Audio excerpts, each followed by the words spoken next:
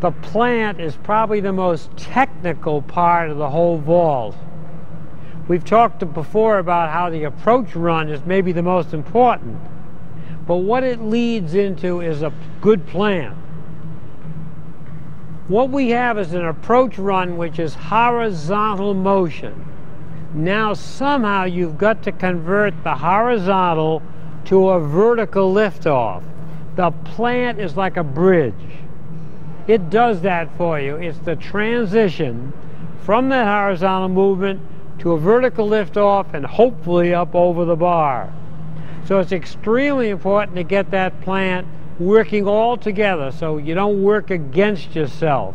As I said, the plant is the bridge between horizontal and vertical motion. Therefore, the plant should correspond with the body. If the plant stabs out at the back of the box, it's not going to bring you upward. So you've got to lift the plant. How the pole bends is tremendously important to the success or failure of the vault. Because the vaulter lifts the lower hand during the plant, the top of the blue pole rises, and the pole tip drops into the vault box 2/3 of the way back. As the unbent pole slides to the back of the box, the vaulter is able to continue pushing the top of the pole towards the vertical. The pole and the vaulter generate great momentum, as the vaulter's body fully extends just as the pole tip hits the back of the box, and the pole bends at the same time. The vaulter penetrates into the pit easily, avoiding injury and accomplishing an excellent vault.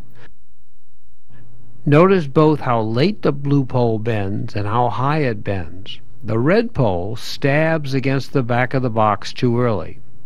Because the vaulter did not lift his lower hand during the plant, the pole bends too soon, and the top of the pole stops rising. This puts the vaulter in danger.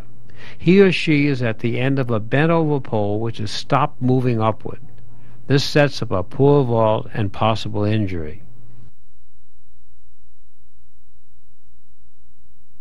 First thing we're going to do is make sure we got that takeoff point correct.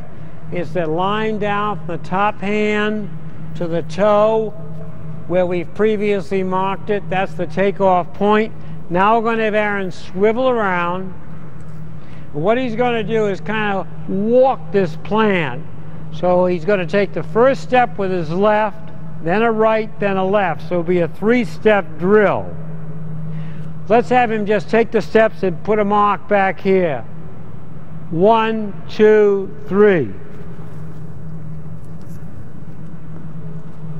All right, now, I'm going to do a little bit of coaching along with this. As he does his 3 steps, the first of those 3 is going to be when he hits his left foot. When that happens, as the left foot hits this mark, the pole has to come to a parallel position. From the tip through the shaft of the pole to the left hand and the right hand, which is just behind the hip, the pole will be straight out. Now as he takes the second of those steps, he lifts the pole with both hands. A lot of people don't lift that left hand. The key is to lift it with the left. Everybody lifts it pretty well with the right, but all it is an uppercutting action with both hands. Let's have him step back again and show that power move. Here he goes he takes the step with the left, hits it, poles parallel, lifts the pole into the power position here, right hand just under the ear, left hand over the elbow, shoulders as straight as possible, and then he lifts both hands up. The tip will hit the middle of the box. As it slides to the back, he finishes his plant off, the pole bends, and off he goes. What we're going to have Aaron do now is walk the 3-step drill, watch the phases. There'll be 3 steps, each one with a separate move. They all tie together continuously though. 1, 2, 3. Good. He's got a nice high plant, the right time, the pole was pushed up. Now what we're going to do is have him walk it a little faster. Stop them slowly, then have him walk it faster. He'll probably have to move his step back a little bit, so just push him back a little bit. Okay, here he goes again.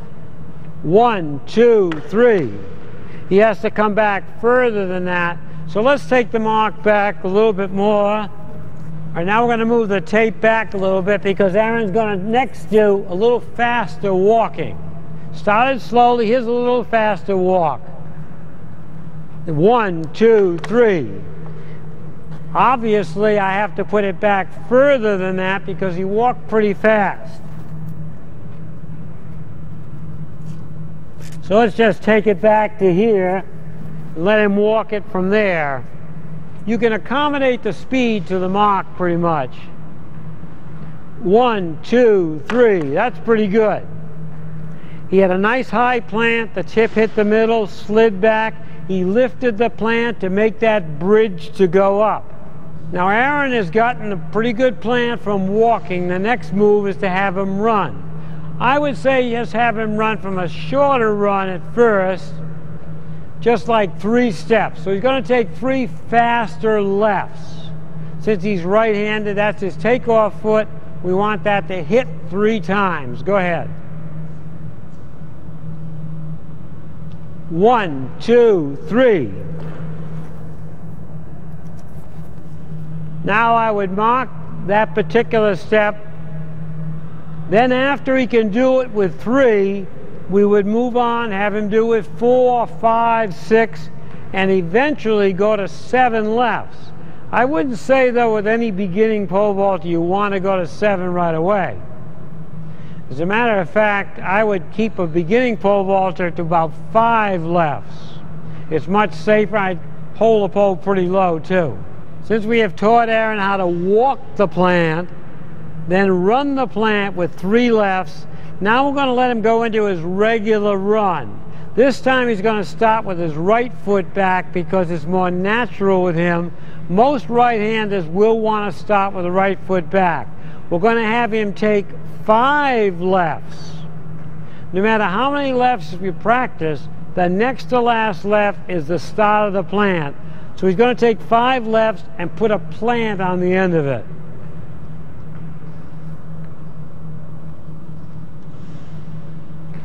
One, 2, 3, 4, 5. I would suggest that you use a varying amount of lefts for a right-handed vaulter. Practice with 10 lefts, 9, 7, 8.